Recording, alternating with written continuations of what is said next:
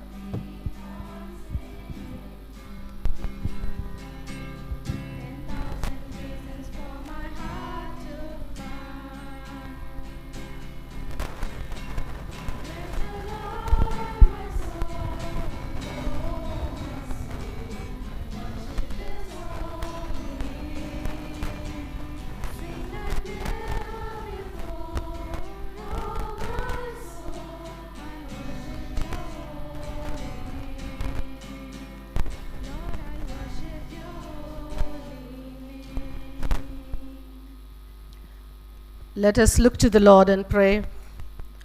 Our gracious and loving Heavenly Father, from whom all blessings flow, we lift up our eyes in gratitude to the mountain where our help comes from. You're worthy of praise, O Lord, for your thoughts and plans are beyond our comprehension. As we have gathered this morning for the first leadership lecture instituted in honor of our former principal, Ms. Shanti Manuel, we immensely thank you for the incomparable contribution of Ms. Manuel to our institution. You used her mightily, Lord, to build our institution, to build lives, and to nurture communities. We pray that you make us worthy of continuing the rich legacy of Miss Manuel. We are grateful, gracious Lord, for the presence of Dr. Belinda Bennett. Let her expertise and words of wisdom permeate positivity to ensure a conducive workplace culture. Strengthen the hands of our principal, Dr. Beulah Jayashri, in her earnest efforts to keep up the ethos of our college. Bless the initiatives taken by the Department of Social Sciences under the leadership of Dr. Joyce John to realize a society sans walls. We commit this session into your hands. May this time of delivery and discussion widen our perspectives and pave way to a promising, productive, and promotive work environment.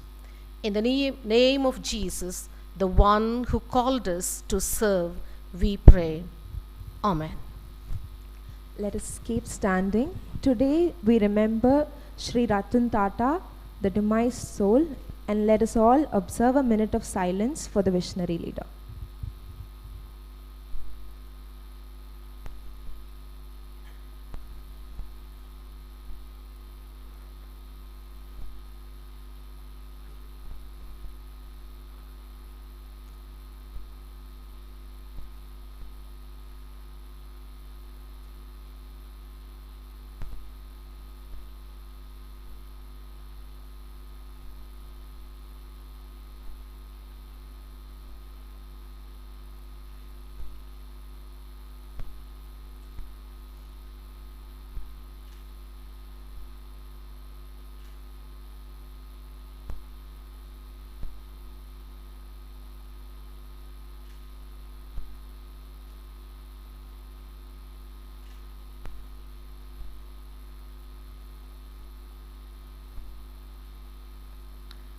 Let us pray. Thank you, Lord, for all the good deeds and charity done by Mr. Ratan Tata. Help us, Father, to emulate his model in our lives and carry forward his noble service. In Jesus' name we pray. Amen. Thank you. Please be seated.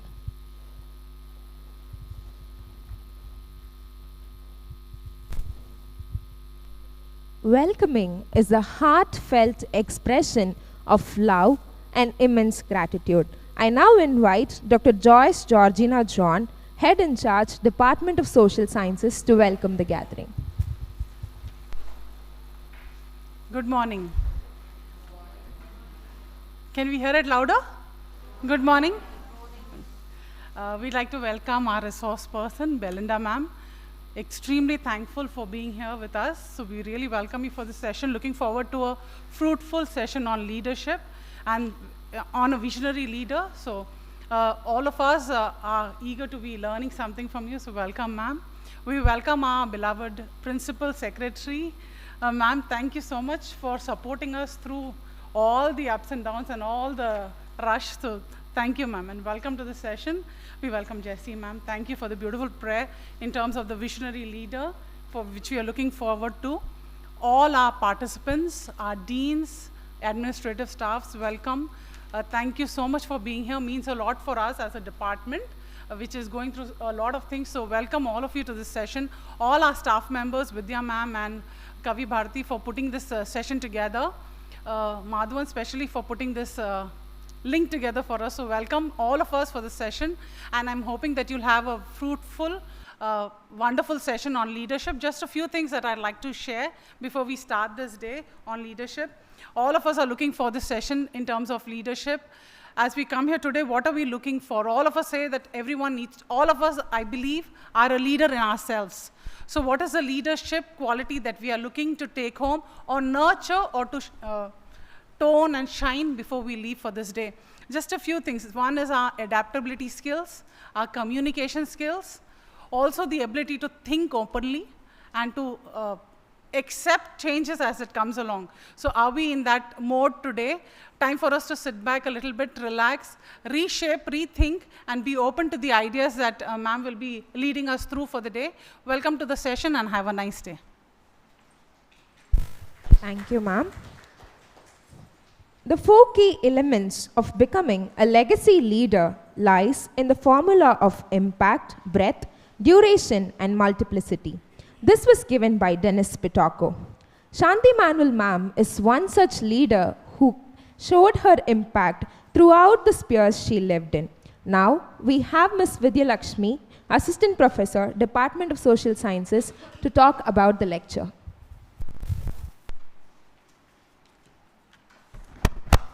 Good morning, one and all present here.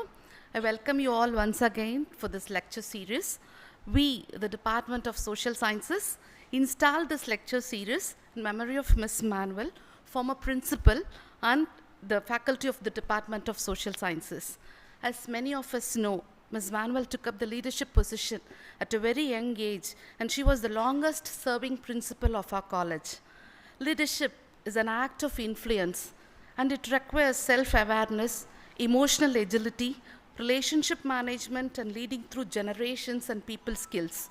No wonder Ms. Manuel is known for all the qualities of a leader and known specially for her people skills, and had built an institution where she transformed the life of students, teachers, non-teaching staff, and other stakeholders too. Once she shared with us what leadership is meant to her with a story. She asked why the kings and officers come round the city on an elephant or a horse. Apart from whatever is told to a king about the country and the administration by the councils, sitting on an elephant and coming round will help them to look down on people's face and help them to understand and the real situation. She said this is the leadership position to her. And she also said that as a leader, she always have to observe, listen, and empathize. She also shared this, that this was told to her by Miss Margaret Clapp, her predecessor, and she followed this to a greater extent. We heard from our former faculty members of the department that she, in her own way, loved the department and cared for the department to grow in multifaceted ways. Hence, last year, as part of our Diamond Jubilee celebrations, we installed this lecture series to honor her personhood and contribution to the larger Lady Doak College community. We believe that this installation would be more tributing to a life well lived. We wish this to be continued for generations in inspiring many young minds who enters the postals of Lady Doak College. Thank you all, and I welcome all. Thank you, ma'am. Thank you, ma'am. Thank you for sharing with us the foundations of this lecture series. Today, the entire college is looking forward to celebrate the World Mental Health Day, and our student cabinet is leading this program. Who introduced the student cabinet? It was Ms. Shanti Manuel, ma'am. It was during her reign the student union was introduced at Lady Doak College. With this note, I would like to now invite our principal and secretary, Dr. Beulah Jayashree, for her introductory remarks.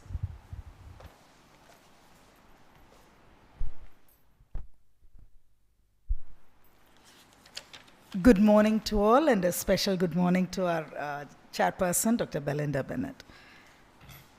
It is my great pleasure to stand before you and talk about something related to Ms. Manuel and institutional leadership.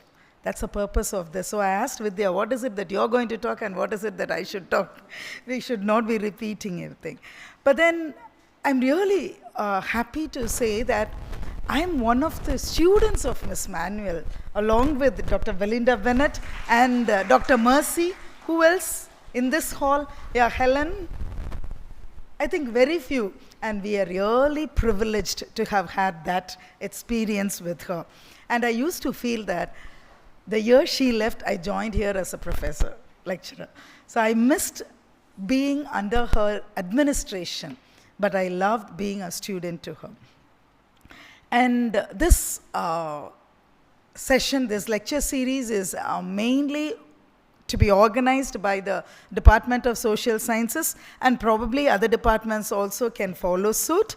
And in order to go into the complexities of leadership, when we say complexities, the word perplexes us.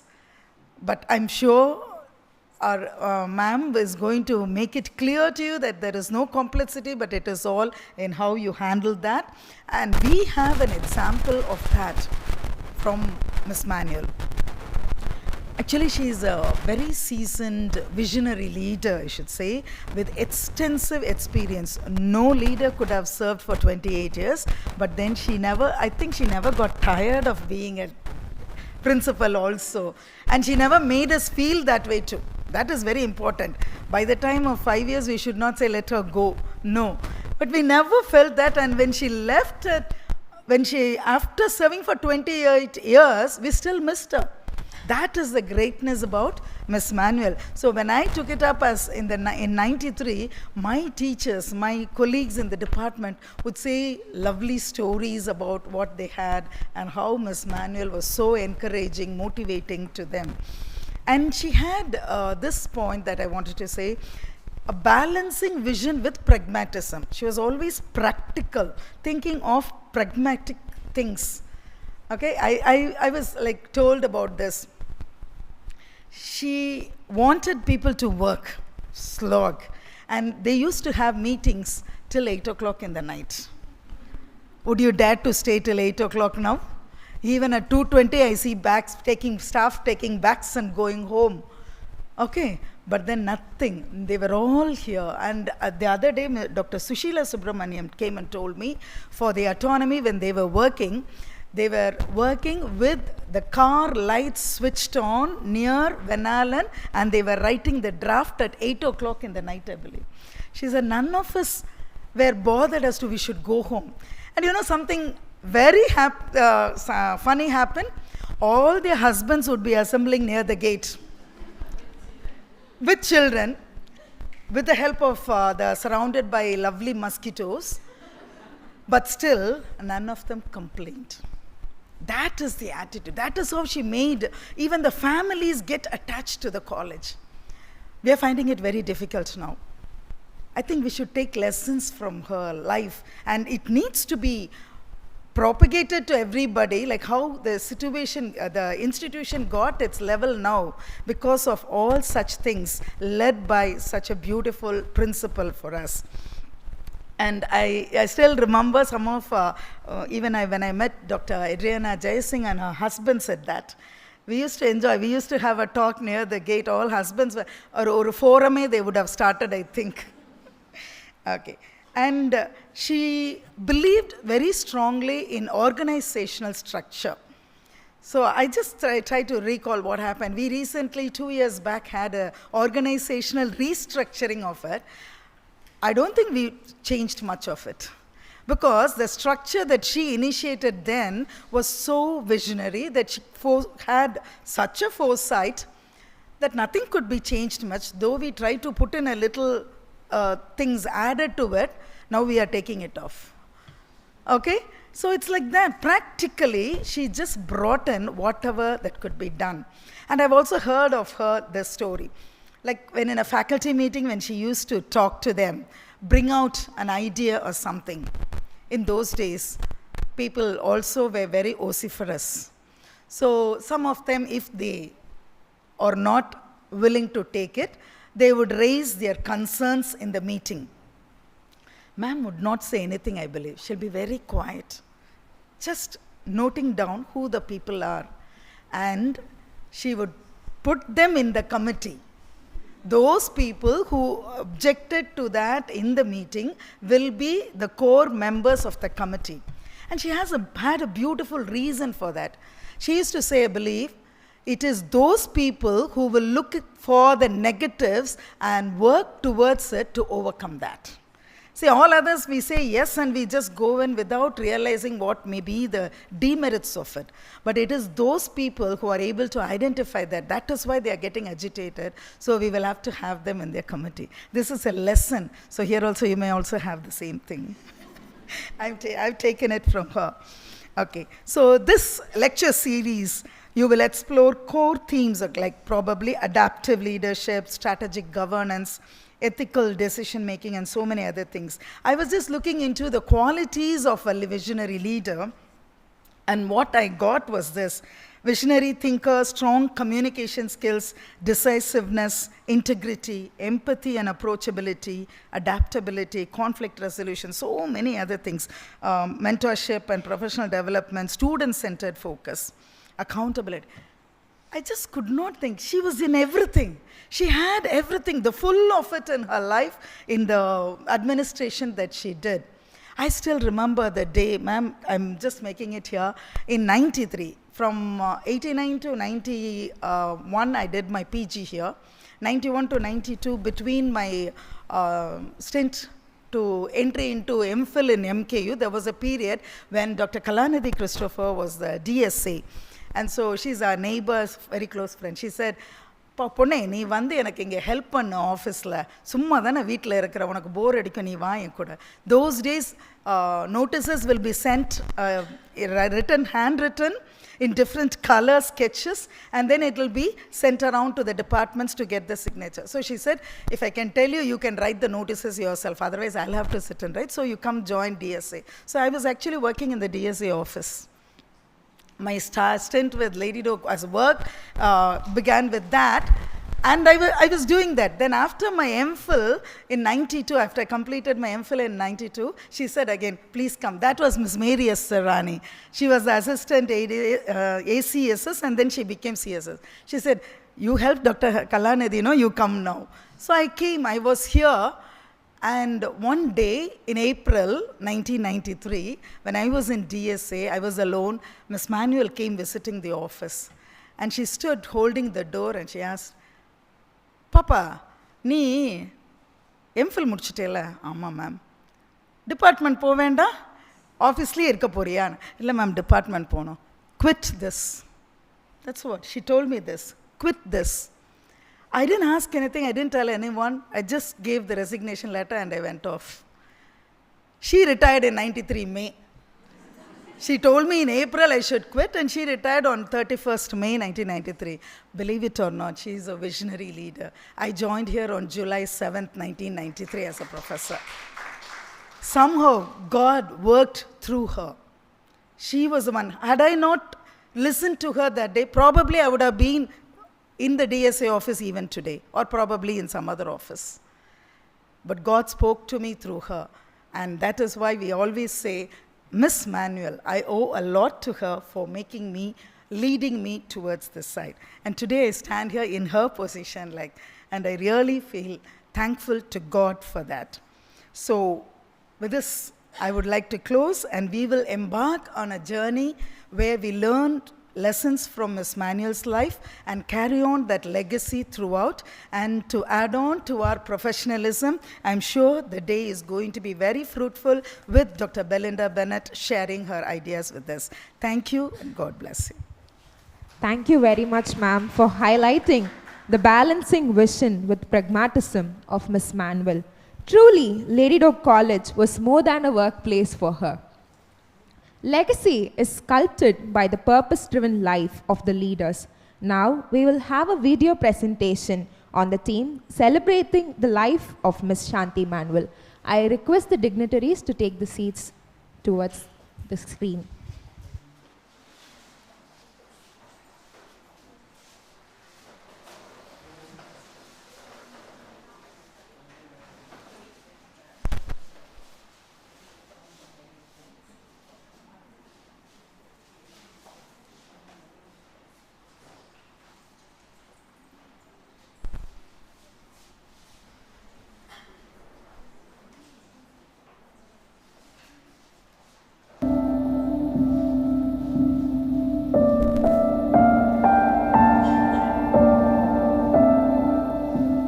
Wise men plant trees under whose shades they will never sit.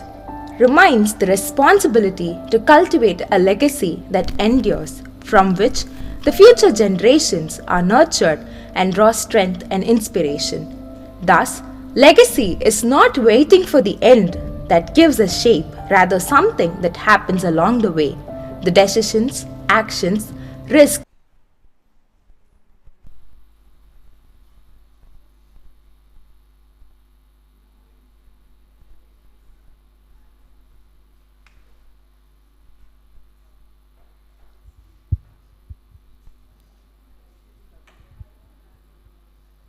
certainly, the power failure also reminds us how Miss Manuel worked on tirelessly.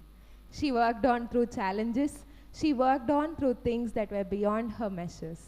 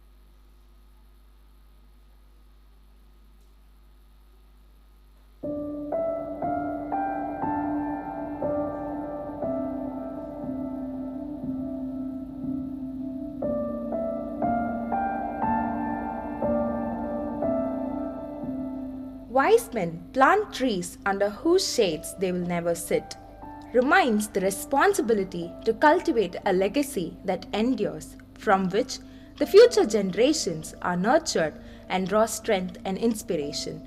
Thus, legacy is not waiting for the end that gives a shape, rather something that happens along the way. The decisions, actions, risks, and people-driven approaches that one makes to build a legacy which will serve as the model for generations to follow. Miss Shanti Manuel is one such an enduring legacy whose well-lived life is to be celebrated for generations.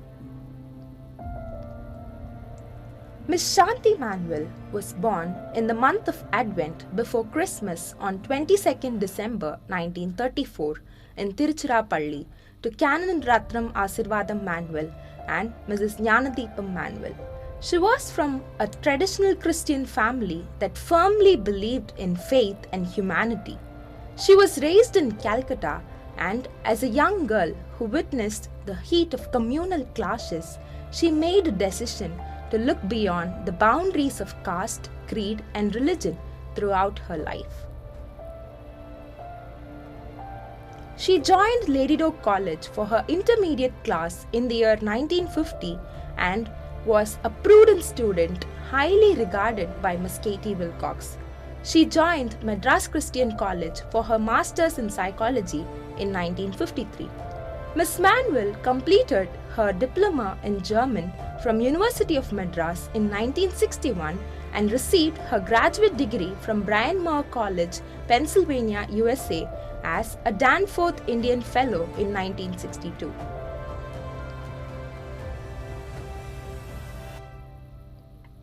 Miss Manuel joined Lady Doak College as a lecturer and further worked as a faculty of psychology in Chennai and Lucknow for a few years. She received an offer from Miss Wilcox to join Lady Doak College as the principal, and the letter read, "Dear Shanti, from the day I admitted you, something told me that you should lead this college." She could not deny this visionary call of Miss Wilcox, and she took charge as the principal, succeeding Dr. Margaret Clapp in the year 1967 at a young age of 32. She served as the principal of Lady Doak College for 26 long years and joined as a member of the board of directors of Madras Christian College after her retirement in 1993. Miss Manuel's commitment to lead the institution to excellence was evident in her academic novelty, administrative capabilities, people management, and leadership skills during her tenure as principal. It was during her tenure the college was granted autonomy status, and the college introduced a semester system, affiliation, and many UG and PG courses. Leadership is influencing, and Miss Manuel was influential in taking risks, sharing her wisdom, having a big picture in mind, and building the brand identity for the institution. She was the one who sowed the seeds of computer education in Lady Doak College. She touched people's lives and treated everyone with courtesy. Her warmth and respect was the same towards everyone irrespective of their positions. She remembered everyone by their names and their voice. Miss Manuel is always remembered as the principal who is not so tall in stature but an epitome of humility and grit. Her colleagues remember her as a humble woman clothed in a cotton sari with ruffled pleats, a short bun, her iconic glasses, and her hand filled with books. She is great in networking both in the yesteryears and in the recent past. She believed in inclusion and in diversity. Those who knew her personally can never forget her. She actively participated in every event of the college during her tenure and never missed any opportunity to connect with the college after her retirement. During her speech at the Platinum Jubilee Triune celebration in 2018, Miss Manuel shared that the values she learnt from the founder and her predecessors helped her in administration, and the college stands on the shoulders of the giants. She remembered what Miss Wilcox asked her quite frequently. Are the students happy? Are the young staff happy?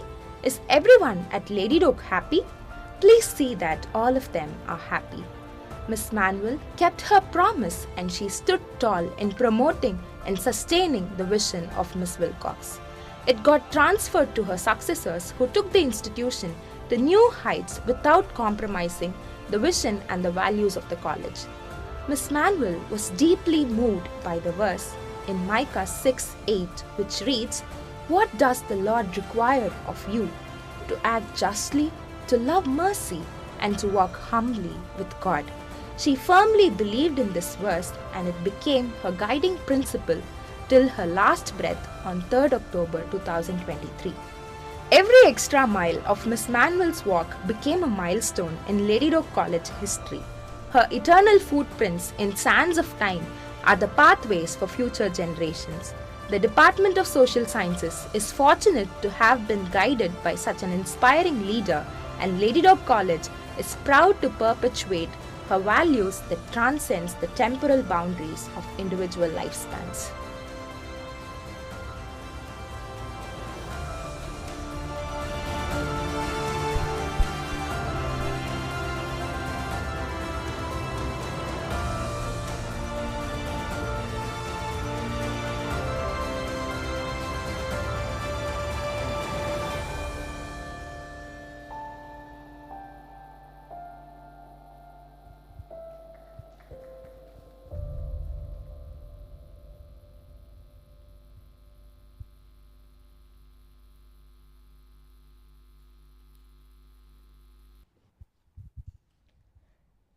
A 7-minute video can certainly not contain the wide contributions of Miss Manuel. We, as an institution, are indeed blessed beyond the boundaries of time by Miss Manuel. I now invite Ms. Preeti Pandian, Assistant Professor, Department of Social Sciences, to introduce the speaker of the day.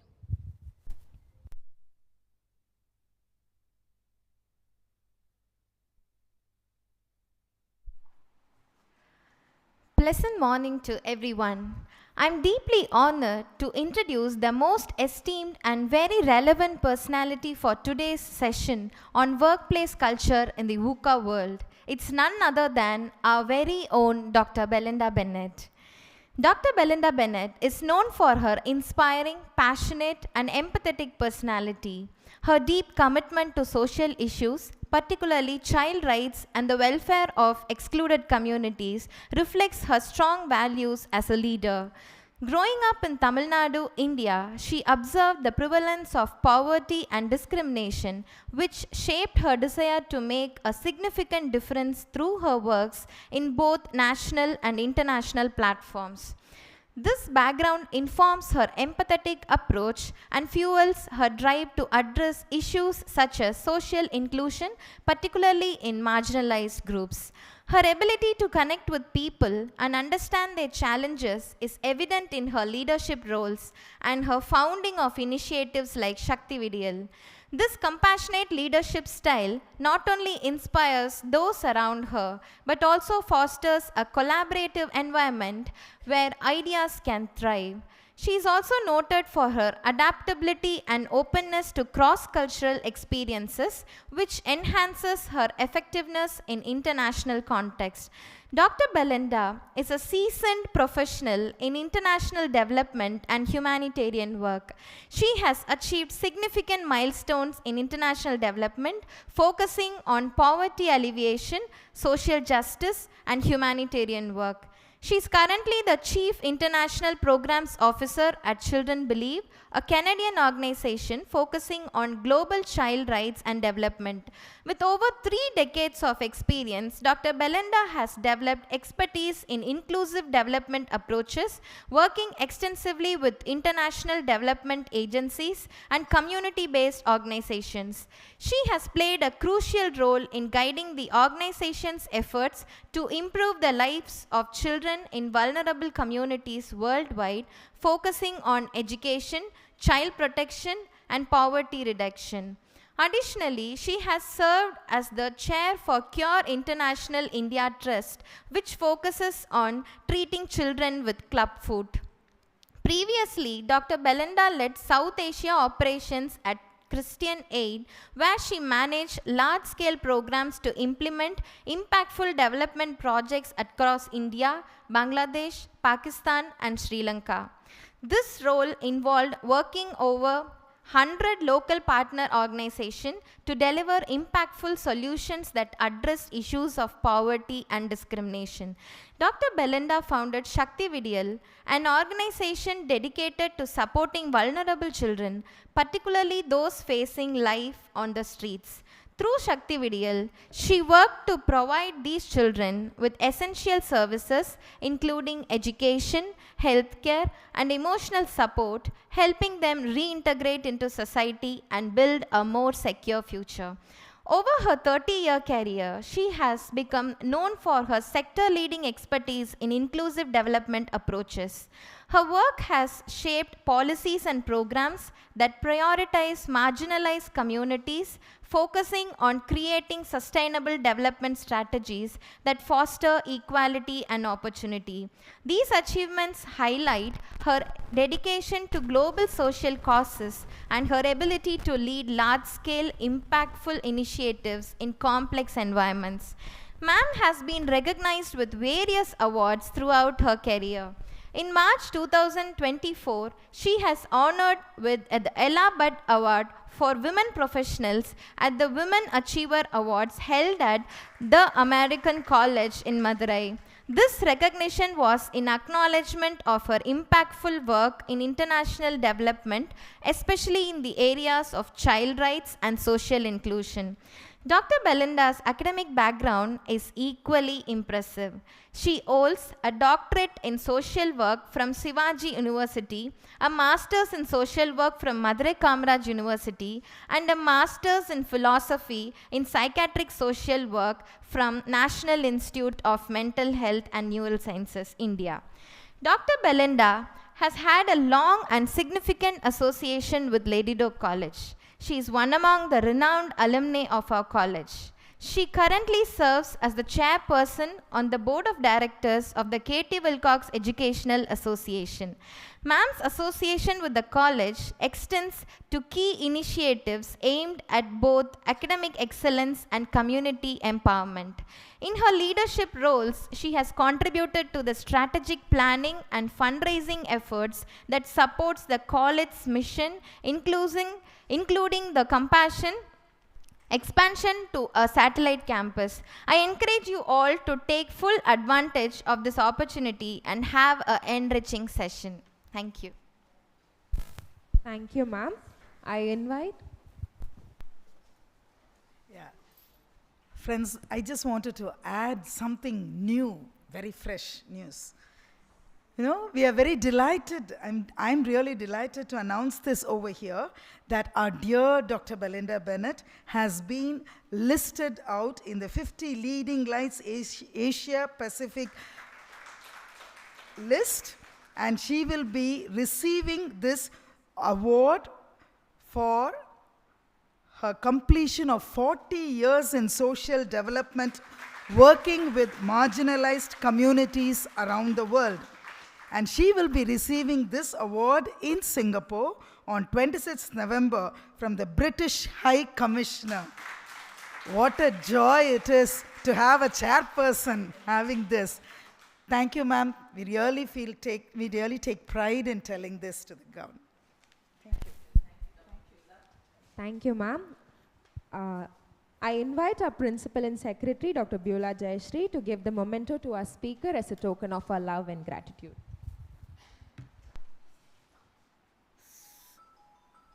Say, I'm an old hand. I don't need.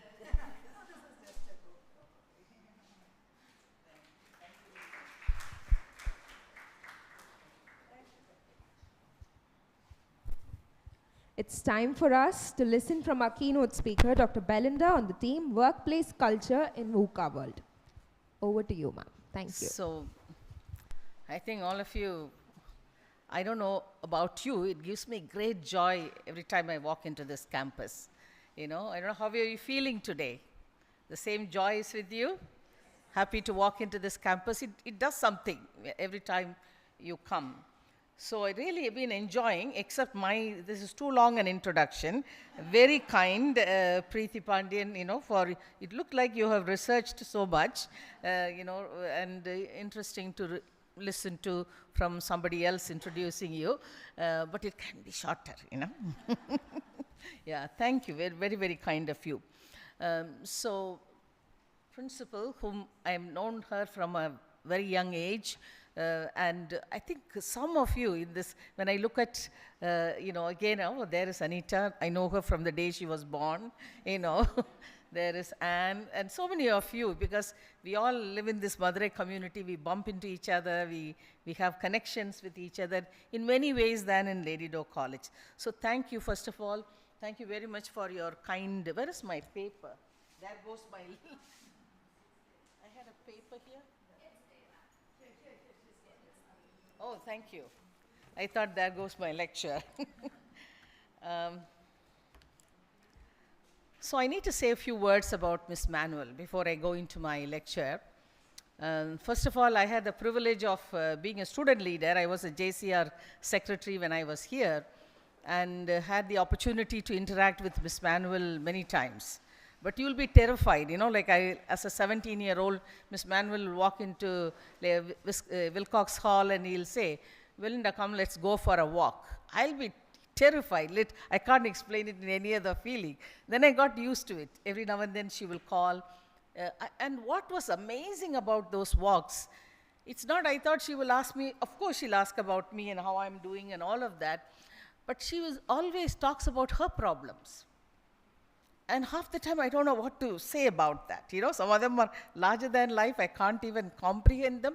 But, that shows a vulnerability of a leader who has the humility to talk about her challenges as well. I don't know whether it's my second year or third year. We had something in the auditorium, and she was to introduce the chief guest, and also she gave a speech about something which I don't remember what it was about. The whole college was gathered. She came down because there was a cultural program. We were all student leaders, were on the first row. She came and sat next to me. He asked me, was I good? I said, oh my God, your principal asking you, what shall I say? Shows her vulnerability. I always remember that in my communication workshop. I used to tell, we all need affirmation from others. And she was, at that time, actually she was in the prime of age, maybe early 40s when we were here. And she would share those things, what she's struggling with.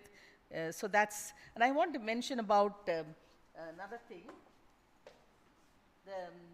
Another incident I want to say. There was when you're in a college with your 4,000 children, I'm students, I'm sure every now and then you have some problems. People break rules, So there was an incident, so, consequence was declared, and we were very displeased because 2 sets of consequence for the same crime. So that night, people complained to me. I was the JCR secretary, so gathered all, begged, borrowed, and stole all the black blouses in the hostels, cut them into a strip of black ribbons, and next day, we were walking around. We didn't even know what will happen. We're not talking or saying anything, walking around the campus. I had 2 conversations, one with Ms. Ryan and one with Ms. Manuel. So somebody came to say, Ms. Manuel wants to talk to me. I thought, oh my God, there ends my life. And what am I going to, you do not know, you're not prepared for that as a student. I thought she's going to give me a, nice scolding. She did not do that. Amazing. She asked me, what I'm upset about. Then I told, this is how it came across. She didn't pass a judgment. She asked me to go back to school class, that too in her office room, imagine. And she changed the decision. She changed a decision she already made and announced. And she didn't make a reference to me or anybody, she just changed it. So that talks about a world about a person like her. I need to just quickly, say a few words about my organization because I am on borrowed time here.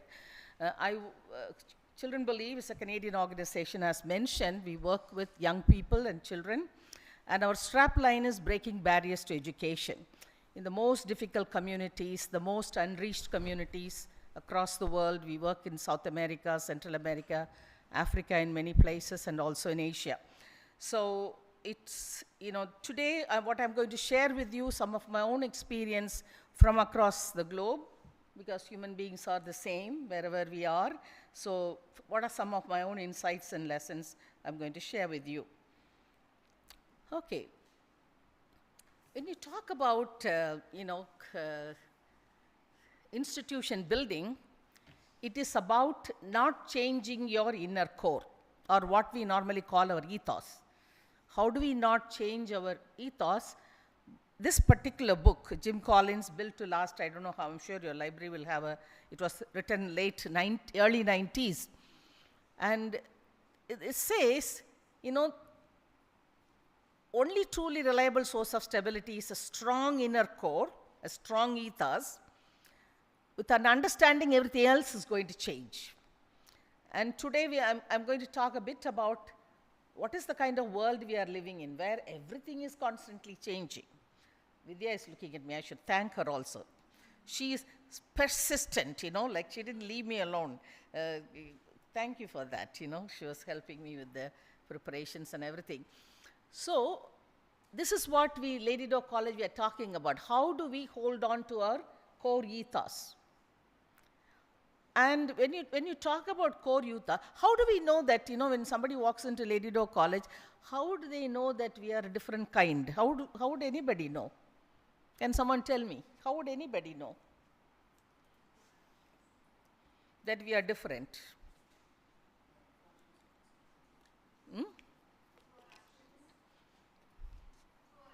Through our action, correct? Any other thought? How would people know we are different? There are so many colleges. Communication, word of mouth, okay, all that is a vehicle, but they see us through our behaviors. There are two behaviors. One is organizational behavior as a collective, whether you're talking to the principal or you're talking to a person who just joined college, people get the same experience, same kind of courtesy or whatever we stand for, Lady Doe College. And in my organization and some of the organizations I worked with, and this is the trend, always we see when somebody joins us, whether that person there is a cultural fit between the person and the institution. That is why probation is given, not about the skill set. If you're only assessing skills, then Hitler will pass all our tests, is it not? What way, goal-oriented, you call anything, the person will pass. He was a great communicator, though the content was not today. When you analyze his talk, he was, infuriating or bringing out certain feelings from people. But it is the cultural fit, or also during probation, actually what you see, the behavioral competencies of people. In my organization, in the past 30 years, wherever I'm working, earlier I worked with Christian Aid, which is a British organization. We always have a behavioral competencies are part of your assessment, not just your skills and what you delivered. The question is how you delivered, So always the behavioral competencies, and every year we have a set of behavioral competencies which is aligned to your values actually. And what we are assessing is how that comes across in your work, and what is when you do a 360-degree assessment or something like that. So here the thing is, how do we cling on when you build an institution? Very often it is unconscious, probably not even spoke about. There may be rules to support certain behaviors of the organization, but it's actually what is unspoken, unread, everybody knows, and kind of it is part of the DNA of the organization. It is known, and you do your induction so well, so it helps newcomers to understand and and also start experiencing that. I also want to talk about, share a couple of examples here. I want to start with Ratan Tata. I had a many opportunity. I never met him in person, but I met senior most people in his organization. And 65% of his shares in the companies of Tata's are invested in the 13 trusts they have. 65%, you know, such a visionary. And I, you know, interacted and we have collaborated on many things, particularly on with the Indian, you know, the Confederation of Indian Industries on inclusive approaches with, you know, with the private sector organization. Tata was leading the show. I don't have time to talk about a couple of studies we did together, but I'm saying one story I heard from there. One day he was traveling, he was getting out of his late in the night, and he saw one of his workers, because the uniform, it was pouring and on waiting for a bus, you know. So I believe he realized, he passed the thing and he asked the driver, please reverse, I want to. He went and asked wherever he had to go, he left, you know, took the person to his home and then returned.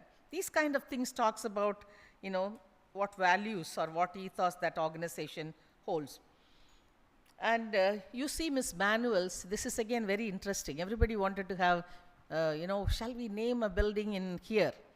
During her lifetime, she never wanted any building named after her. You know, the quickest thing we could see is, can we put her name somewhere?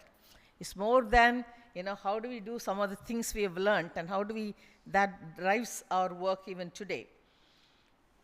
So my question to you today, recently I saw in, I think Facebook post or something, on an average, if you have a deposit, it's about 36,500 days, 365 days into, if you want to live. Anybody want to live till 100 years? Not me, you know. So 365, 36,500 days, that's all the deposit.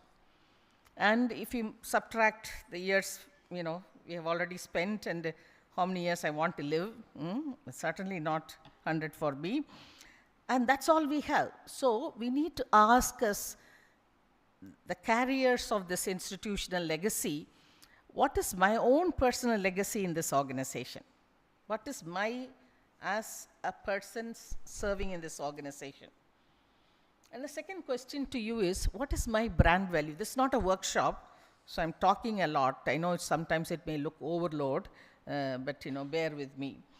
I'm also going to give you a couple of exercises. What is my brand value? Can you think of you as a leader? What is your unique value proposition to your department, to the work you do, projects you undertake? This is something we need to deeply ask. How do we, when autonomy happened, I was a student here, final year student, and that's the time, the final days of autonomy, because one batch after us went into autonomy. So I have seen teachers working so hard, all that I've seen, you know, the electricity goes up. Those days, very many times we have electricity, you know, not there.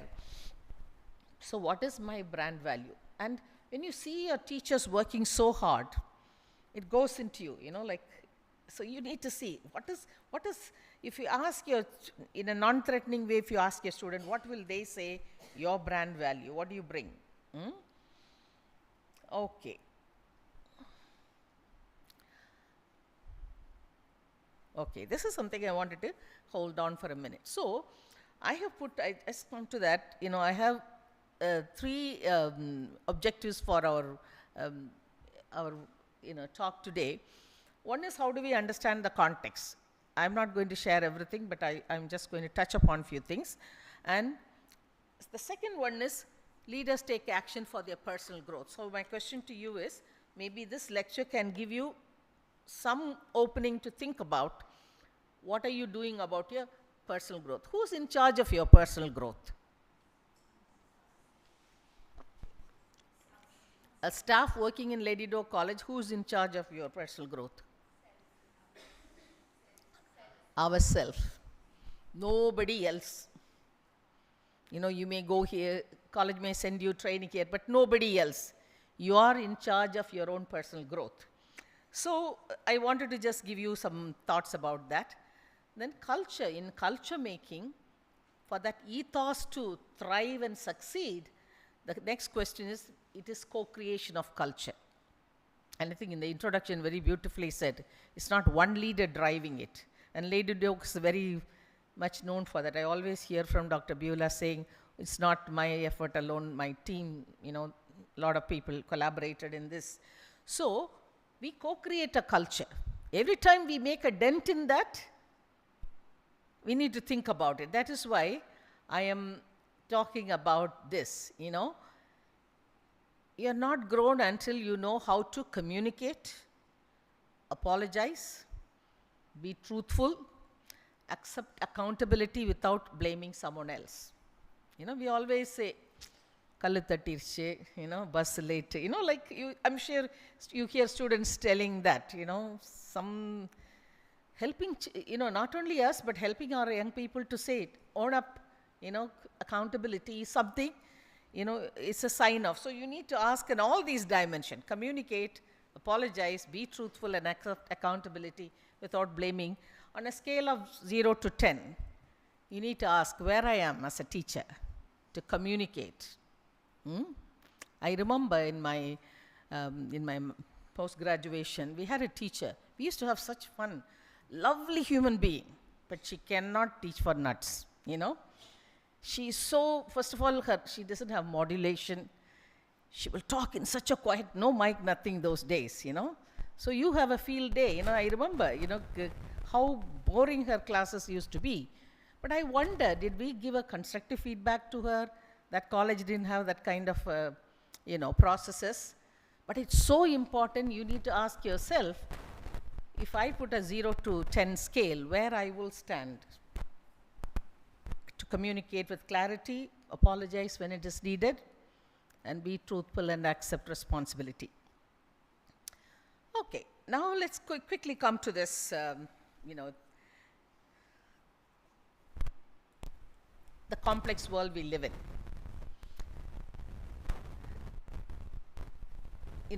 UCA world, it is very much, the military talks about it, the institutions talk about it. Life has become so volatile. I don't know which policy will hit us. For example, be it income tax policy. Recently, I learned if you go to airport, you have to pay 135, even somebody drops you and leaves. You do not know when. It is such a constantly changing and evolving kind of a world we are living in. So, as a leader, and now I've added this remote also, it's uncertainty, complex, ambiguity. People said, when all this digital thing comes, life will become easier. Tell me one time anything works collaboratively. It doesn't, You go book a thing, something hangs, you do not know. And yesterday I got a message from one of my colleagues. Every time you make a foreign trip, we need to declare that I don't have any tax. So my finance manager sent me a text saying, you don't have to worry, you are paid. But how do that man standing there, or man or woman, how would they know that I have paid all my tax? So they are saying, go into the system, you need to print out a certificate. Life is complicated. It's becoming more complex. Some of it we are not even aware of it, So, and it become remote. How many of you have children whom you remotely manage? How many of you have remote families? We all have every now and then, right? I remember, like 20 years ago, if I'm traveling abroad, all that I could say, I'll just pick up the phone, dial and say, I've arrived, I'm okay, everything is fine. Everybody is okay, that's all. 30 seconds. Not today. I remember even traveling to Sri Lanka, every minute it used to be 450 rupees, Indian rupees. So you don't speak. Even texting was so expensive. But we think this connectivity will make, humans more, we shouldn't be having a war, for example, if connectivity is enabling us to communicate. So in order, this complexity will continue to evolve. So the question for educators like you is, what do you have to do, in order to manage that complexity and that world that is constantly, we are trying to catch up.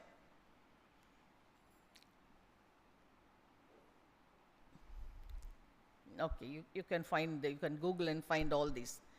Things change fast, unpredictable, no longer, and you cannot, even I remember how many of you I know about pension, and even people who are, who have in the bracket of pension, you don't know how the government is, where it is being invested. Do you have all the details of it? No. So complexity and ambiguity. Because when it is ambiguous, we always used to say, 10 years ago, leaders have to be very clear in communication.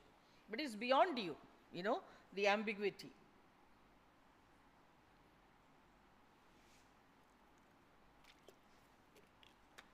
So in that case, what is the strategy would you should develop in order for you to understand this world that is constantly changing? And I have taken this book, I wanted to bring the book and show it to you, forgot. Song of Significance by Seth Godin. If you have it in your library, please take it and read it. And he says, work isn't working. In this complexity, work isn't working. So therefore, if you look at the higher education policy, teachers who are, last 10 years, can someone tell me what has changed, one or two people? What has changed drastically in higher education? Online. So the whole gamut of things around online, okay. What else has changed drastically?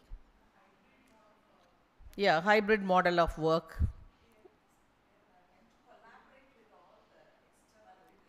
Yeah, it's not, no longer, it's your turf. It is beyond, how you connect with the external world, okay. Informed learners. You're talking about teachers, right? Students as well, but also, because today with the web, they don't need you to give a definition I just gave you, They don't need, they can Google. So that's where what else you're bringing, if in that context, how life will. Earlier when some of the lectures, even now I remember, because that was the only source for you. Hardly you depend, I don't know, library, how many of us went there.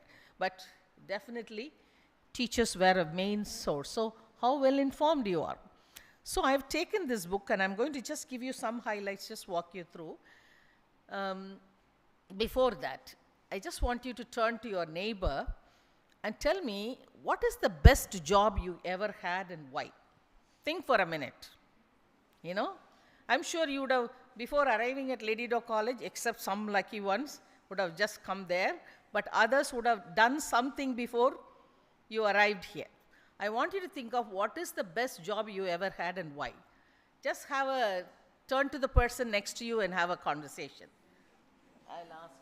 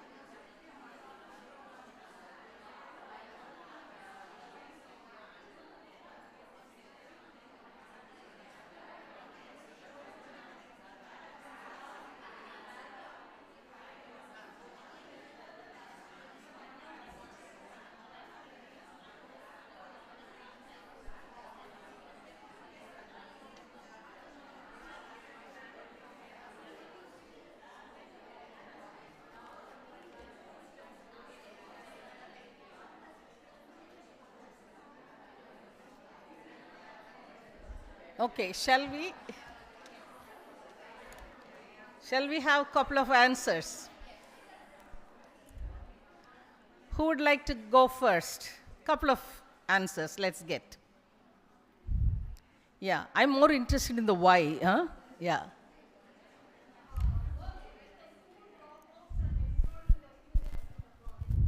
School dropouts. You worked in an NGO I before. worked as a project coordinator in Tuticorin and Tirunelveli district, focusing on the school dropouts and enrolling them in schools. Okay. Why that's the best job? Because I personally feel education is something that will empower everyone. So, in most of the villages I visited, children were sent for as bonded laborers. No, why for you? Okay, I understand Saving the a problem. life. That's Saving what lives, when okay. we are giving education for them, we are promoting them to be into the next level. Okay. So children were that put meant back in school. All those, no, it involved lot of challenges, and enrolling them back in education I know. was really made an impact in my Wonderful. personal life. Your name? And I value that till now. Yeah, So, wonderful. Your name? Galina. Galina. Okay. Who else would like to share? Just quickly, we don't have a lot of time.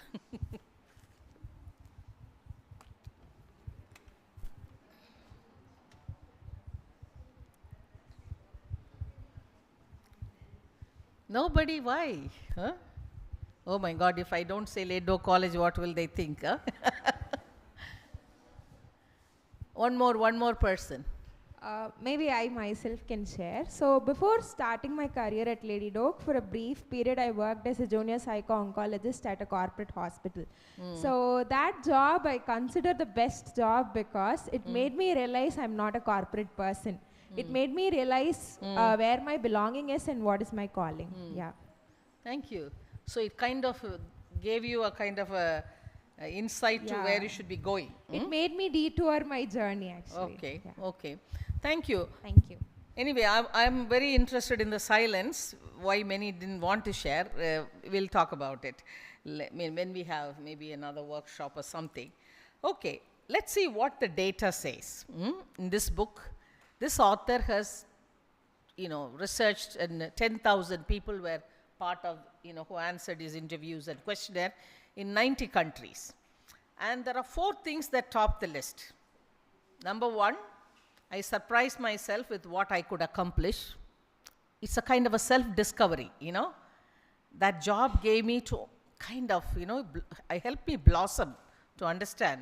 The second one, I could work independently. Whenever somebody is not breathing down your neck, it gives you great joy. As leaders, we should understand that. And how you only check where it's necessary. I could work independently. The third one is the team builds something important. We worked as a team and something significant happened. And the last one is people treated me with respect. Okay, and nothing else. The questionnaire had many other questions, but these top 1 consistently across the 90 countries. So he introduces 3 concepts. The first one he says is song of significance. Meaning, every organization, it reaches a tipping point. If you look at all the kingdoms that have come and gone, all the big enterprises come and gone, they all reach a tipping point either to reinvent themselves or revision, where they are going, or they perish. There is no other option in between. Organization, and every organization, sometimes financial crisis people become very well aware of, but the crisis could be anything else. Relevance of your organization, for example, could be a point in itself. So, how organizations behave at a tipping point? This could be for individuals also. When do you reach a tipping point and you say, I need to grow? This workshop is not about me, but I'll tell you. 19 years I was in Madurai. And if you ask me, and I remember when I decided to leave to pursue, to join Christian Aid as their country director, many people ask me, why you are leaving? What are you lacking? What is Mother is not giving? But I felt in my heart I reached a tipping point. I did many things, absolutely fabulous. I was very happy with what I did. So I'm sure some of you, if you think you reach a tipping point and you feel, what is it telling you is something you need to think about for your own personal growth. And he talks about honeybees. And he says, honeybees, I believe in the, is there any botanist here? Okay, there is one person who can vouch for me. I believe when the spring is in full bloom, bees, when it is, like everything is going well, a group of them decide to leave the hive. And they go to a nearby, not very far from the hive, and they almost go into a tight ball because they have to generate energy. And they sent out a scouting party up to 30 kilometers to look for another place. By the time it leaves a group of young bees at the hive with royal jelly and everything, nobody's going to starve. But for this group to survive, they have to find a new place. They sent a scouting party as much as 30 kilometers to find another place where they can go and establish another hive. And the interesting thing about this is they work together. There is no business plan, project plan, but they work together so well to find a place and to start another hive. The thing is, if it is too cold outside, they have to hunker together. If it is very hot, then they have to do all those balancing things. And it is a challenge. The hive has reached a tipping point. It cannot hold anymore. So meaningfully this happens. So I might leave a question with you. Even that is what even Lady Doe College, because no other organization is represented here, I can say, why are we doing the satellite campus? We reached a tipping point. One is because of the coming policies. The second one is because this campus is, when I studied here, I don't know, we were 1,000 or 1,200. Everybody knows everybody. Not anymore, right? And sometime when I talk to teachers, they say it's become impersonal. I remember my advisor even today, it used to be such a sacred space, going and meeting your advisor. I don't know how it is working, So we've reached a tipping point. So we need to find a solution. The second concept he introduces is a song of safety. And I mentioned here in India and South Asia, we are very much wanting safety, or in our language, we say job security, which also food security, job security. So also in unfavorable circumstances, people want safety. You would see that. In very unfavorable circumstances, if there is a threat, everybody would like to cling together, So the song of safety is another concept he introduces. Now the question is how to move from beyond the paralyzing desire for safety. There is always this desire for safety. How to safely play in any context. How to go beyond that. So he calls it song of significance. It is work that matters. The work that you undertake, if it's purposeful, it is meaningful, it brings you joy every day. When you get up, you're jumping out of your bed and saying, I am here to face today's, like joy of meeting your students. So it is the mission that matters. And our young faculty just now said, it brought me some value, putting children back in school. Extraordinary circumstances. And I share that feeling with you when I see, when I hear life transformed, it brings you such joy, such joy. So it's about creating a difference, being part of something larger, So I want to ask you this question. Are you proud of what you're doing? Is this giving you joy? And is it something that, it's not just teaching, you're touching young people's life and it is transformative. If that alignment is there, you will be a very happy person. Nothing else will be of anything of significance. But the interesting thing about honeybees, in this author says, they collaborate and cooperate. Actually, collaboration comes first, then coordinate, cooperate, and all of that. But collaboration, a sense of collaboration. Somehow I feel, this is from a helicopter view, Lady Doe College has that, is part of his DNA, to collaborate. But I was just thinking this morning, do you collaborate sciences together, arts and arts together, or there is a lot of cross-functional collaboration? Maybe your principal should be here to listen to that. Cross. If you are already doing it, that's wonderful. Because idea generation, it need not be not have any label.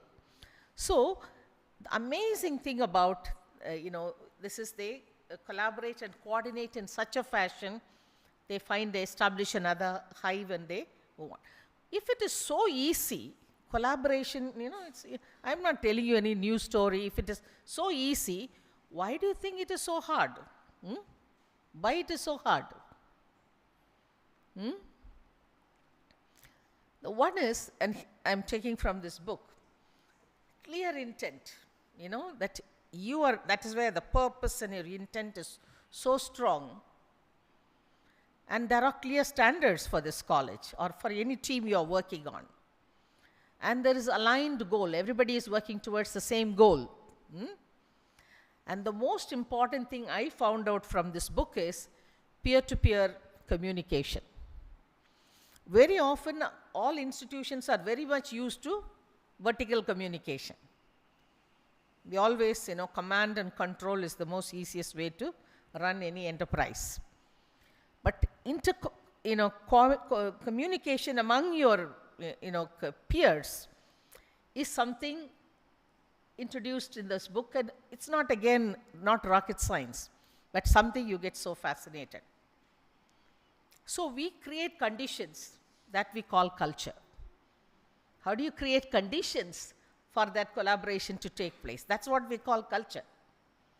Of course, we can say leaders like you. I'm sure there are department heads, there are team leaders and officers.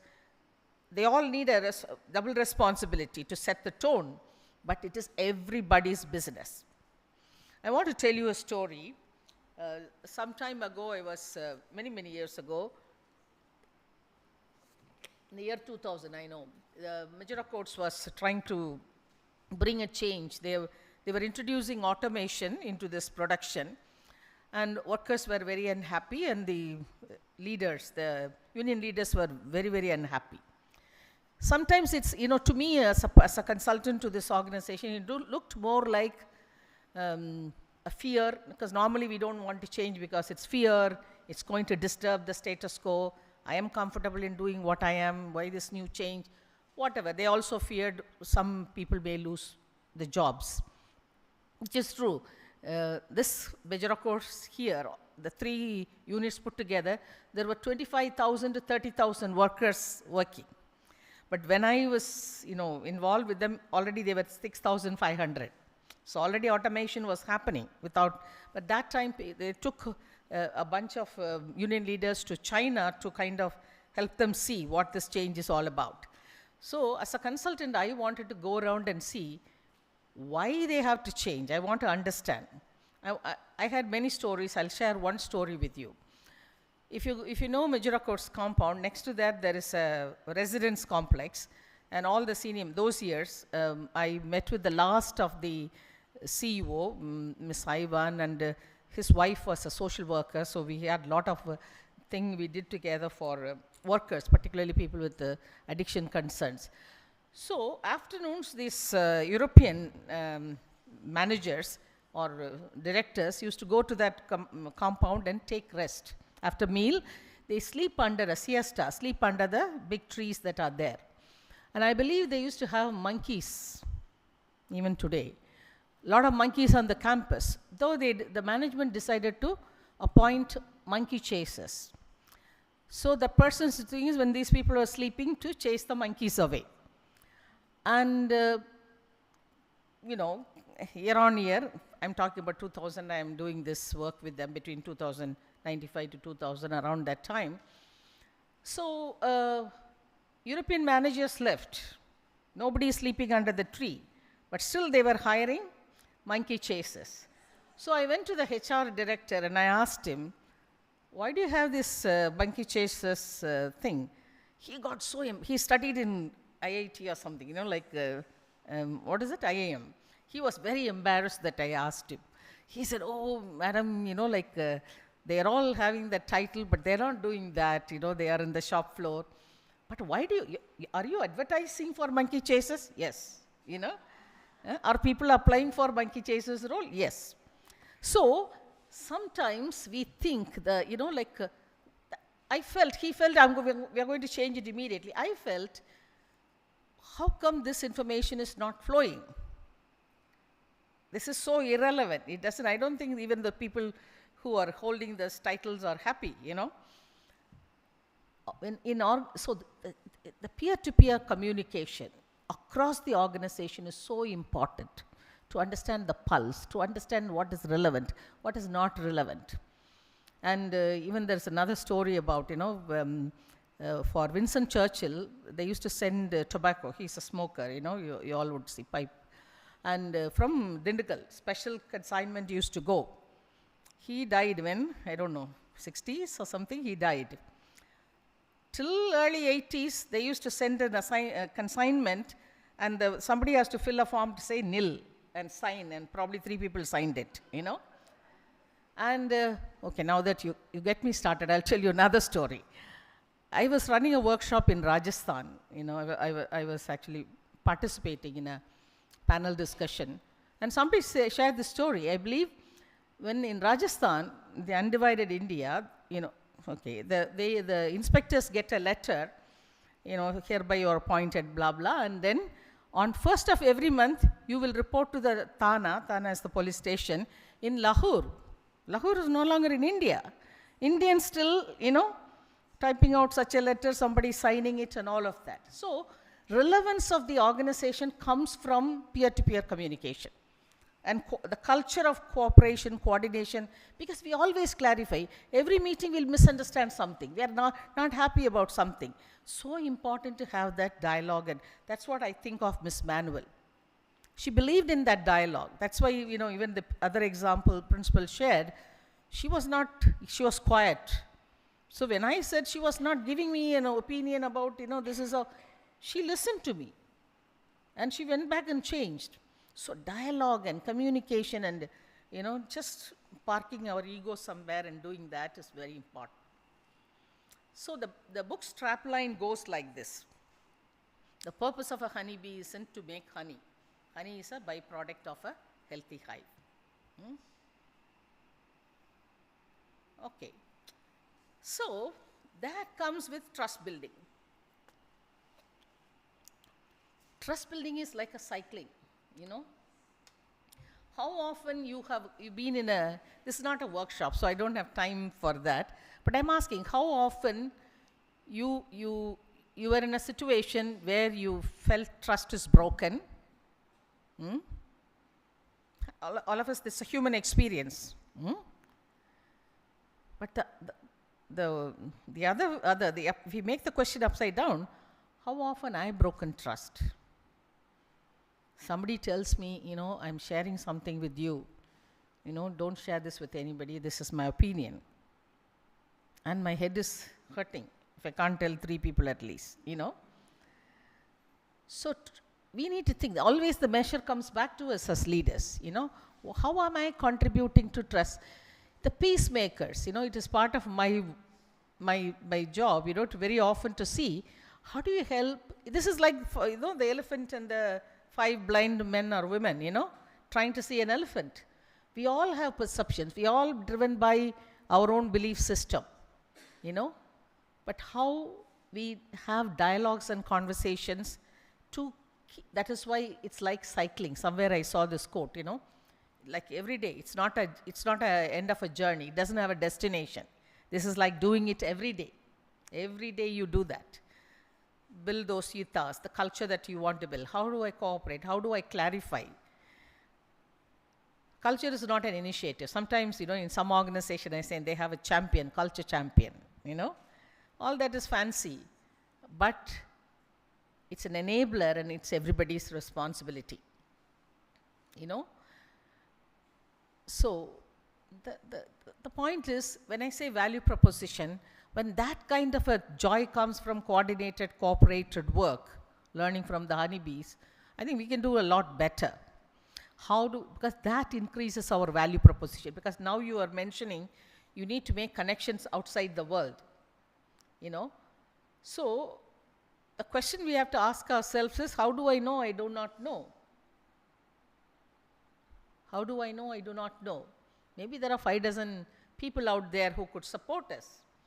So that is why this collaborative conversations are very important. Already this was touched upon, so I'm not going to go into the details of, I'm also looking at the time. So the core skill in a changing, in a contextual climate that is needed is agility, adaptability, strategic thinking, and decision making and resilience. This is something we need to again ask. I don't have time now to go into the depth of these things, but I'm saying, what is agility? What did we do when the pandemic struck? We changed many things, is it not? We said, this online, at some point you did a hybrid. The fees, you said student need not pay at one go. What else changed?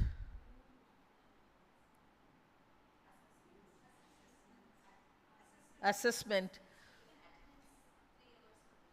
Okay, so you did all kinds of things, and the sooner we take, the efficiency with which we take, organizations who are riddled in bureaucracy very often struggle because they can't take quick decisions.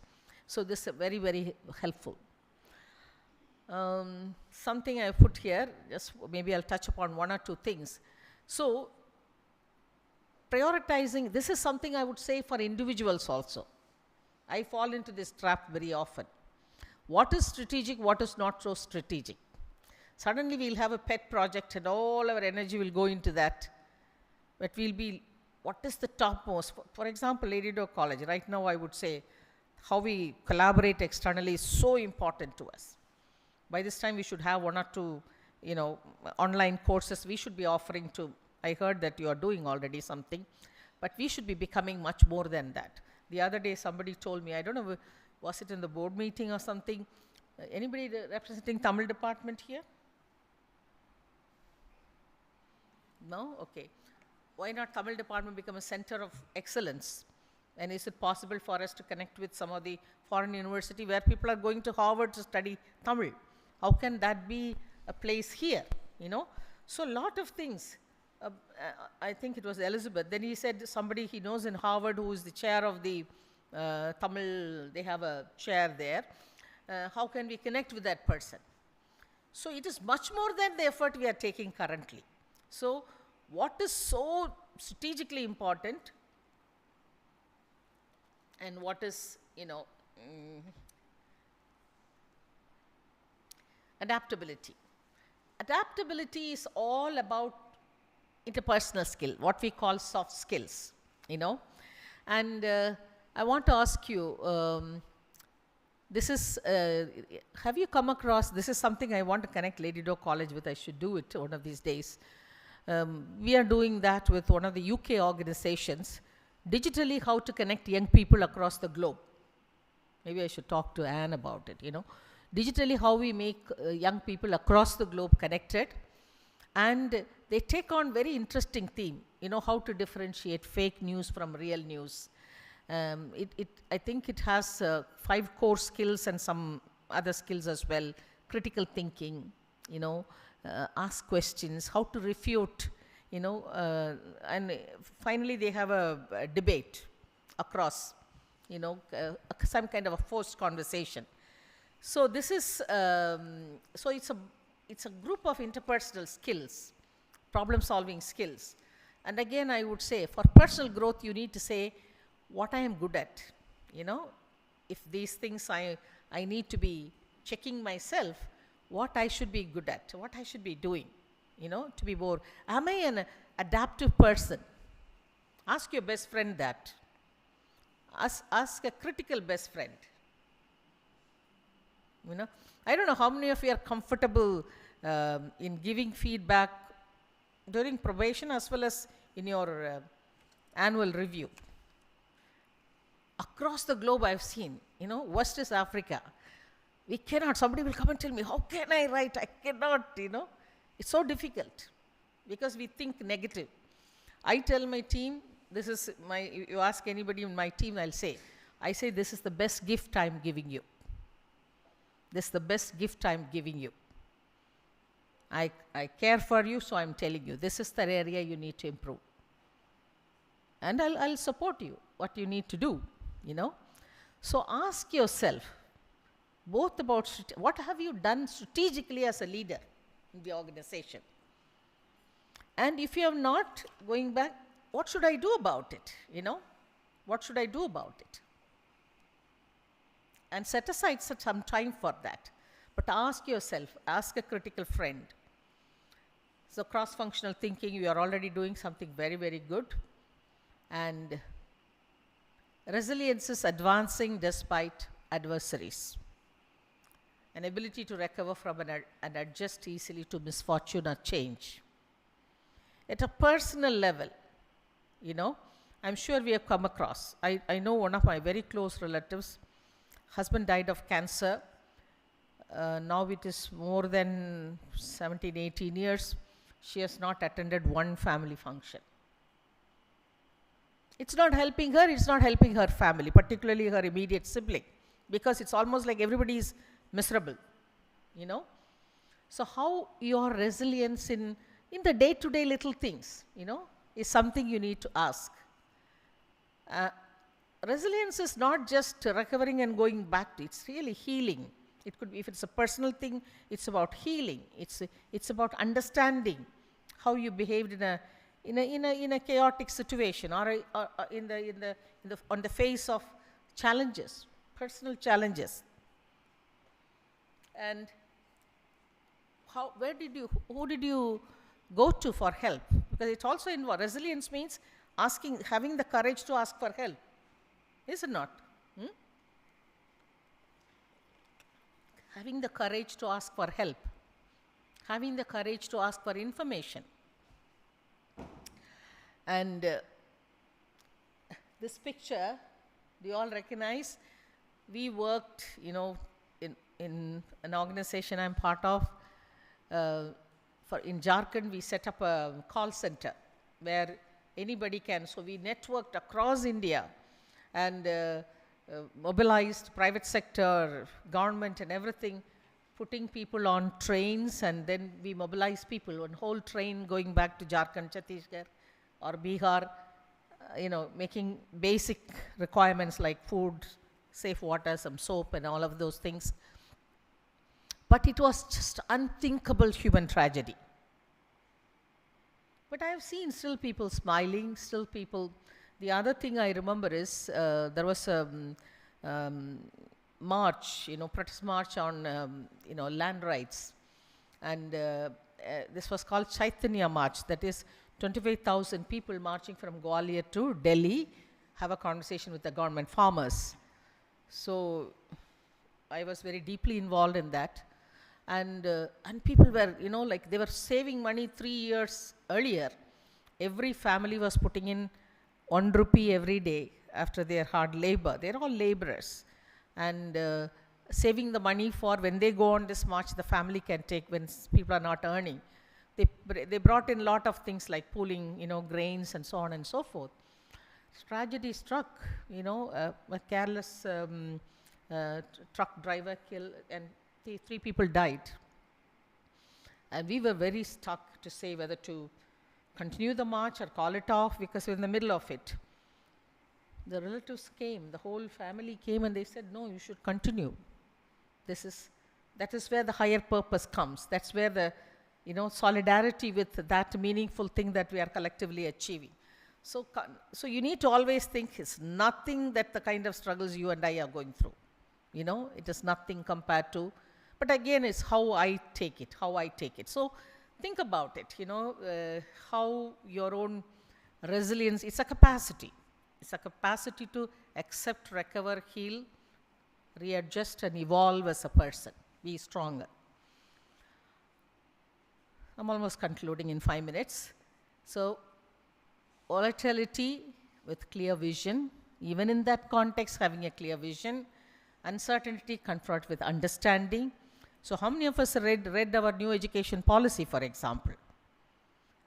Unless otherwise we'll be making some noise.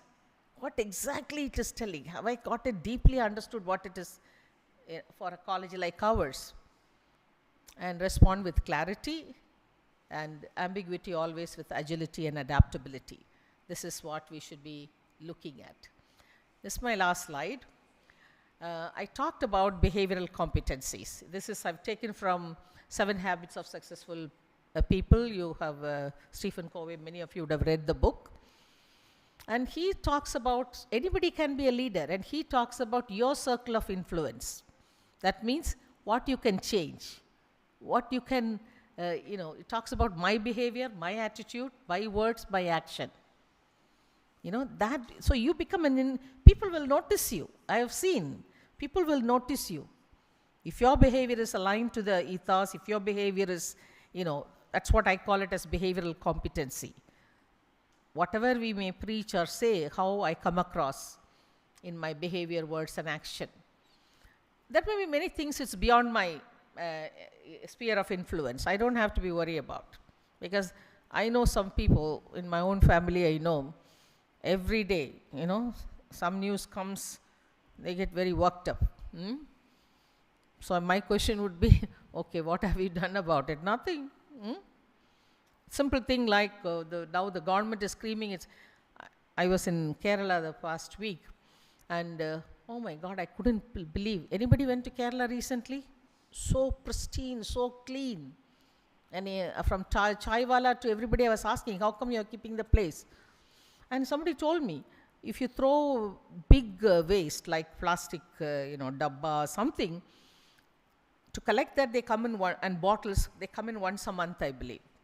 And you're fined, like lot of mechanisms to say you cannot mix your waste, they will not take it. There are so many risks, and also they curtail plastic bottles being sold and all of that. I saw water bodies after water body, so clean. So the question we have to say, what am I doing about it at my home? What am I doing at my department? How e-waste are managed in my department? Those are the questions that we need to ask. So I really want to thank you for patiently listening and appreciate that we have this opportunity and to have one-way communication, which is not great.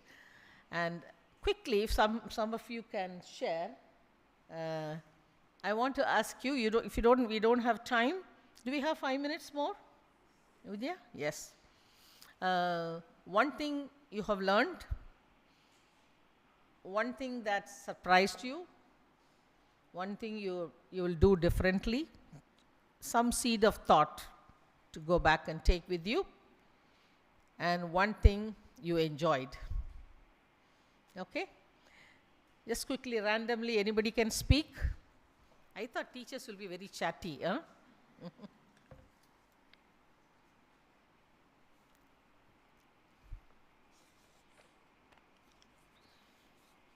Let's start with one thing you enjoyed. One thing I was so surprised is that this has been so in at that time, raising voice for a cause and making the leader to understand. That itself showed that how much leadership you are having. Oh, you're talking about me. Okay. Thank you. Miss Manuel, she's an epitome of knowledge and her memory, everything, but she's accepting that kind of question. Yeah. So that culture is there in Lady Dog right from the beginning. When I was an in staff,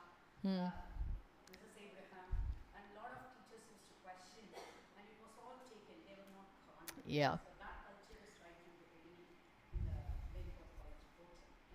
Happy to note that. That was one surprise. And second thing is that for organize, I've shared it in the faculty group. We are having the Build to Last book. Two books are there and available in the library, and also digital resource are downloaded and I shared it to faculty. Oh, Bill to Last is there. Good to read it. Yeah. Yeah. Soft copy also I've shared it. Good. All right. Come on. We are not going to stay here forever.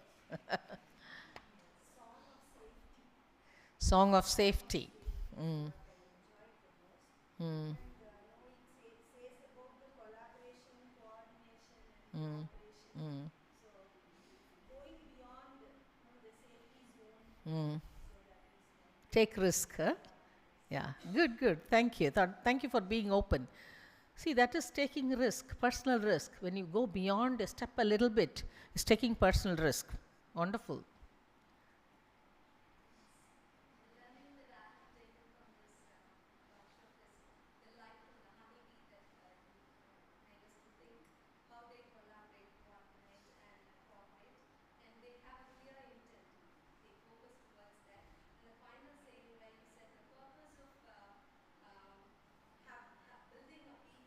Mm.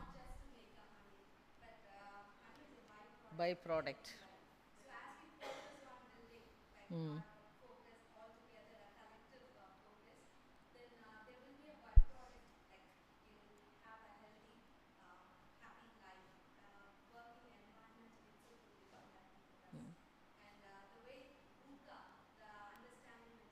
Mm. Wherein it is volatile, you asked us to have a clear vision there, and where there is uncertainty, to confront it with the understanding, and where there isn't any clarity, we need to have, where there is complexity, we need to see that with clarity, Yeah. and those are the ones which really impact me. Thank you. Thank you. Thank you. Anybody else?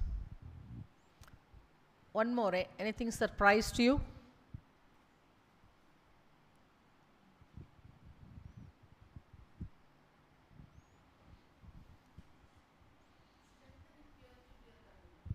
Peer-to-peer communication.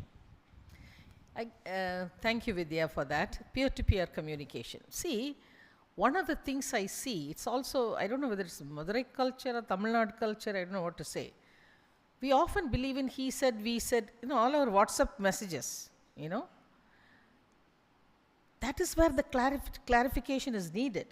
We get so, I don't know about here, but I'm saying generally everybody is so bogged down. First of all, we don't even know whether what is said is true or not.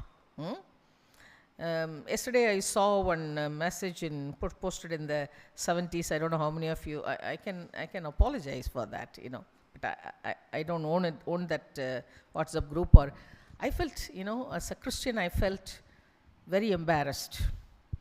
Somebody saying pray for some 200 missionaries are killed. It's not true. It's a fake news. It's a 2 years or every 6 months that news appears. We need to be a little bit mindful of that is where the peer-to-peer communication is. Take heart, some time ago about an issue. So-and-so told me this. How do you know that's the truth? How was it said? Why was it said? None of us were present to judge. So we need to really, the peer-to-peer communication to build a work culture that we want is so important. Clarifying, dialoguing. I remember Miss Manuel always like that. The silence in her, which is a huge lesson for me. She will not be anxious to defend when something comes up, thrown at her, disagreeing. She would just receive it, So that judgment we need to have. And very often we hold grudge because I heard somebody saying something about you, So that's why peer-to-peer communication is so important to build the collaboration. Okay, thank you very much and appreciate your time.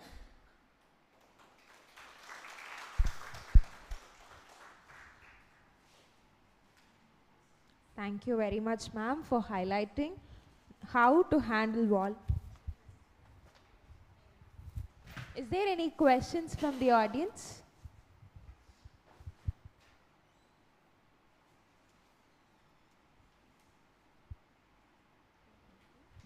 Thank you for that. Thank you, ma'am, for highlighting on how to handle volatility with clear vision, uncertainty by confronting with understanding, complexity by responding with clarity, and ambiguity with agility and adaptability. And also, we are in this remote world. So, thank you for highlighting on how to build a healthy beehive, a workplace in this culture of VUCA world. Thank you, ma'am. Thank you very much for that.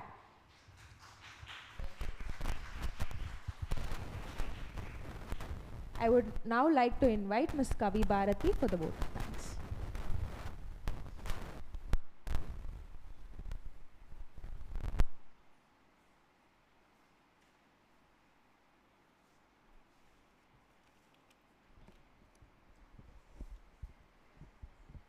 A very good morning to everyone present here. First and foremost, I would like to extend my sincere gratitude to the Almighty for blessing us with the opportunity to organize this event in honor of Ms. Shanti Manuel, a visionary leader and a former principal of Lady Doe College. I would like to express my heartfelt gratitude to our principal and secretary, Dr. Beulah Jayashree, for your unwavering support and encouragement, which has been pivotal in ensuring the success of this program. I thank our chaplain, Dr. Jessie Ranjita Jabaselvi, for praying and bringing God's blessings today. I thank Dr. Vanitha Malarvali, Bursar, for the necessary support, were essential in ensuring smooth functioning of this event. A sincere thank you is also extended to our esteemed administrators for providing the necessary resources and fostering an environment that facilitated smooth execution of this event. My deepest gratitude goes to our distinguished resource person, Dr. Belinda Bennett, for delivering such an insightful and thought-provoking lecture on workplace culture in VUCA world. Your expertise has offered us valuable perspectives to navigate today's dynamic and ever-changing professional landscape. Thank you, ma'am. I would also like to take this opportunity to acknowledge our head in charge, Dr. Joyce Georgina John, for your continued leadership and support in organizing this special lecture series, which honors Ms. Shanti Manuel's legacy and has added great value to our department. A heartfelt thank you to Ms. Vidyalakshmi for your invaluable support and guidance in organizing this event. It has been a pleasure working alongside to you, ensure everything went smoothly. I would also like to express my sincere appreciation to all the faculty members of Department of Social Sciences for their steadfast support and cooperation throughout the planning and execution of this event. I extend my gratitude to all the faculty participants from other departments for your active involvement and engagement in today's session. Your presence has greatly enriched the overall experiences. Lastly, my appreciation goes to the technical team and support staffs to ensuring the flawless delivery of all the technical aspects of this program. I once again thank you all for your contributions in making this event dedicated in the memory of Ms. Shanti Manuel a grand success. Thank you. Thank you, ma'am. Thank you very much. Beehive is not to make honey. Honey is the byproduct of a healthy hive. As carriers of this institution's legacy, we are called to have our own legacy. We bring our brand value to classrooms, communities, and the larger context of society.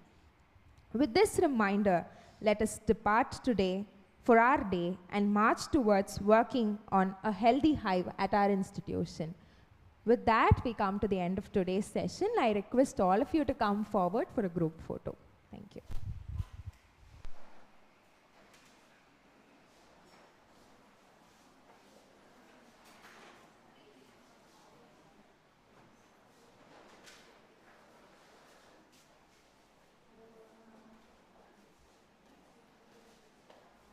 Welcome, man. How are you all?